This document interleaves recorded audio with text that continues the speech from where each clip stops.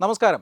താലിബാൻ ഒരു ചെറിയ രാജ്യമാണ് എന്ന് കരുതി വ്യോമസേന പോലും ഇല്ലാത്ത ഒരു രാജ്യമാണ്, യുദ്ധവിമാനങ്ങളില്ലാത്ത രാജ്യമാണ് എന്ന് കരുതിയാണ് താലിബാനുള്ളിൽ വ്യോമാക്രമണം നടത്താൻ പാകിസ്ഥാൻ ഉരുമ്പിട്ടത്. പക്ഷേ അതിന് തിരിച്ചടിയായി താലിബാൻ 2 വ്യോമാക്രമണങ്ങൾ നടത്തിയിരുന്നു.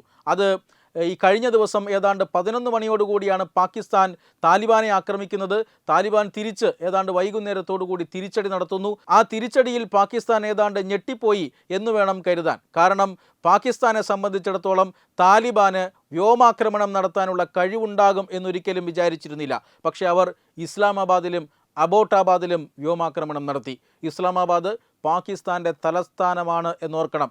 ഇസ്ലാമാബാദിലുള്ള ഫൈസാബാദിലാണ്, അവിടെയുള്ള സേനാ കേന്ദ്രത്തെ ലക്ഷ്യമിട്ടുകൊണ്ടാണ് താലിബാൻ ഈ വ്യോമാക്രമണം നടത്തിയിരിക്കുന്നത്. അബോട്ടാബാദിലും വലിയ നാശനഷ്ടങ്ങൾ ഉണ്ടായിട്ടുണ്ട്.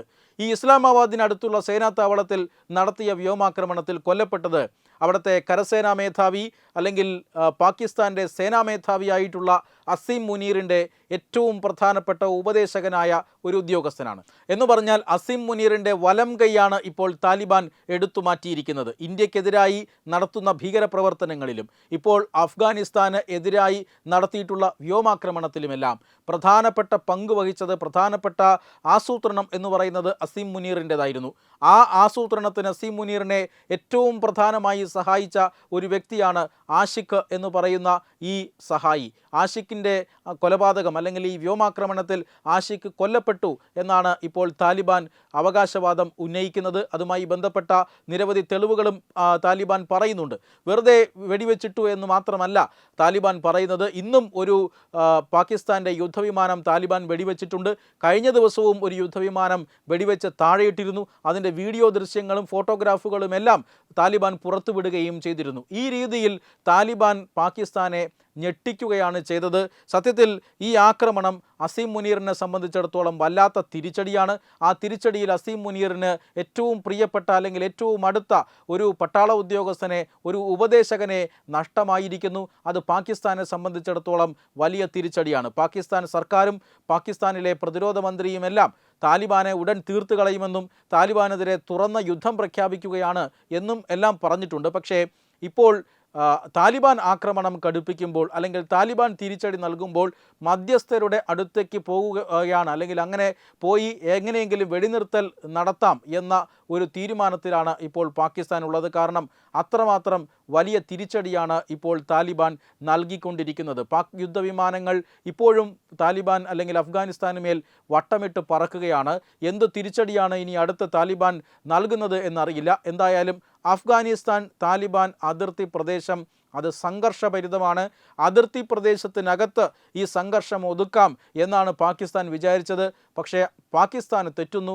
പാകിസ്ഥാൻ്റെ ഉള്ളിലേക്ക് കയറിപ്പോലും താലിബാൻ ആക്രമണം നടത്തുന്നു. മാത്രമല്ല പാകിസ്ഥാനുള്ളിൽ നടക്കുന്ന ഭീകരാക്രമണങ്ങൾ, ആ ഭീകരാക്രമണങ്ങൾ താലിബാൻ്റെ സഹായത്തോടു കൂടിയാണ് നടത്തുന്നത്. ആ ഭീകര കേന്ദ്രങ്ങളെ പരിപാലിക്കുന്നത് അഫ്ഗാനിസ്ഥാനാണ്, അല്ലെങ്കിൽ അഫ്ഗാനിസ്ഥാനിലെ താലിബാൻ ഭരണകൂടമാണ് എന്ന് ആരോപിച്ചുകൊണ്ടാണ് പാകിസ്ഥാൻ ഈ ആക്രമണങ്ങളൊക്കെ നടത്തുന്നത്.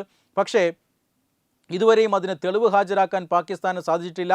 ഇതേ ആക്രമണങ്ങൾക്ക് പിന്നിൽ ഇന്ത്യയാണ് എന്നും പാകിസ്ഥാൻ പറയുന്നുണ്ട്. പക്ഷേ ആക്രമണം നടത്തുന്നത് താലിബാന് മേലാണ്. എന്തായാലും താലിബാൻ അവർ കഴിയുന്നതായ രീതിയിൽ തിരിച്ചടിക്കുന്നുണ്ട്.